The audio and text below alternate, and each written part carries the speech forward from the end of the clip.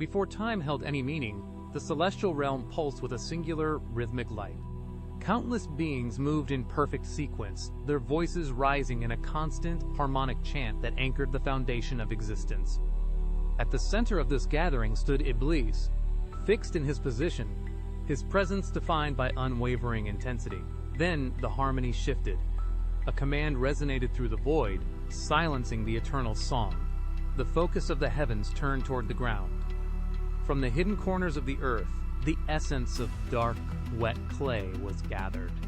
It was pulled upward, shaped by unseen force, and pressed into a distinct, upright silhouette.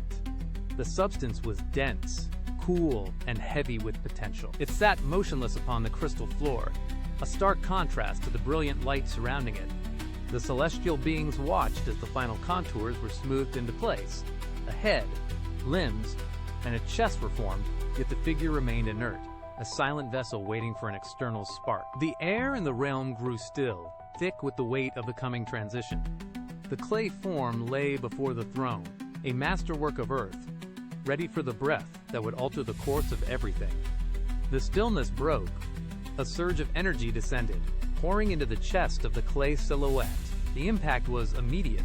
The torso arched, the fingers twitched against the crystal floor, and the clay frame shuddered with the sudden, violent intake of breath. Adam opened his eyes, and for the first time, light reflected within them. He stood, his movements fluid and precise, as if he had existed for eons. The Creator presented the vast expanse of the cosmos, objects and essences hidden from all others. The angels stood in a ring, their heads bowed. They were asked to name what lay before them, but they remained silent. They possessed only the light they were given. Adam stepped forward. He gestured to the stars, to the elements, to the unseen forces of the world. He spoke, and every word was a perfect, singular identification of reality. He did not hesitate. He did not falter. He recited the hidden truths until the very air seemed to vibrate with the accuracy of his speech. The angels watched, their previous confidence replaced by profound stillness. The cosmic hierarchy had shifted. A new authority had been placed within the realm, and the weight of that knowledge settled over the assembly like a heavy, inescapable truth. The command rang out, not as a sound, but as a tectonic shift in the fabric of the realm. It echoed through the foundations of the heavens, carrying the weight of an eternal decree. Every celestial being felt the directive pull at their core. Without a second of delay, the assembly moved. A wave of motion rippled through the ranks, as thousands of beings bowed in perfect, absolute unison.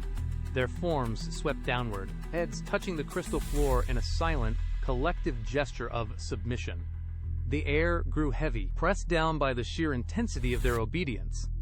The floor vibrated with the impact of their synchronized movement. Yet, in the center of this sea of prostration, the space remained clear. The silence that followed was not empty. It was pressurized, sharp, and suffocating. A single point of resistance stood against the flow of the entire universe. Iblis did not move. He remained fixed, his posture rigid, his presence a jagged spike in the smooth plane of the bowing host. The space around him seemed to warp, the light dimming as the rest of the realm remained locked in their submissive state. The tension stretched, thin and brittle, as the command hung in the air, waiting for a response that would never come. The silence shattered. Iblis shifted his weight, the sound of his movement scraping against the absolute quiet, like stone on glass. He did not bow. He turned his head slowly, tracking the line of the prostrate angels before fixing his gaze on the source of the command. His eyes burned with a cold, frantic intensity. He took a step forward, his stance wide and unyielding. The air in the chamber began to warp, swirling with the heat of his presence. He spoke, and his voice was a jagged blade, cutting through the harmony of the heavens. He did not ask for forgiveness. He stated his superiority as if it were a physical law. He gestured toward the form of Adam with a sharp, dismissive flick of his hand.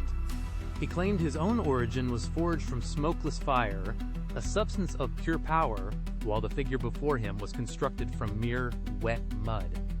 He stood tall, rejecting the divine spirit hidden within the earth, choosing instead to anchor himself in the pride of his own creation. The betrayal was absolute. The space around him darkened as the unity of the realm dissolved, leaving only the sharp, burning friction of his defiance against the will of the Creator. The decree hit like a physical force, absolute and final. It did not come as a voice, but as a total withdrawal of presence. The golden radiance that had defined Iblis began to flicker, then gutter out. His form, once brilliant, started to crack and gray. It was a rapid, agonizing erosion. The light that had sustained him for eons withered into dark, drifting ash, flaking away from his skin as he clutched at the empty air. He tried to hold his ground, but the floor beneath him seemed to dissolve, turning into a bottomless void. Gravity shifted, pulling him down into the crushing dark. He plummeted, a streak of dying embers falling through the celestial architecture. As he fell, the heat of his pride turned to the cold of the abyss. His body contorted, the refined substance of his being burning off in the descent, replaced by the weight of eternal exile. He hit the darkness with a soundless impact. Stripped of his station, his essence shattered. The golden paradise above narrowed to a pinprick of light, receding as he tumbled further into the void. He was no longer the figure of devotion. He was the outcast, left to claw at the shadows of his own creation, plummeting until the light was gone entirely. The void was absolute, yet he moved. He pushed himself upright from the cold, shifting dart. His gaze locked onto the distant, fading light of the heavens.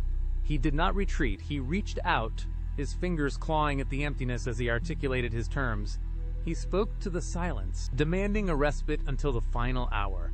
His vow was a physical weight, a promise of constant pressure. He would find them. He would approach from the front, from the rear, from the sides, and from above. He would place obstacles in their path and pull at the threads of their choices. He stood in the mist, a silhouette of calculated hatred, waiting for the first step of the new vicegerents. The celestial gates had closed, but the bridge remained open. He is the shadow in the corner of the eye, the whisper that suggests a different path. The story of the earth is written in the friction between his malice and the human will. He watches, he waits. The choice is the only thing that remains entirely in our hands.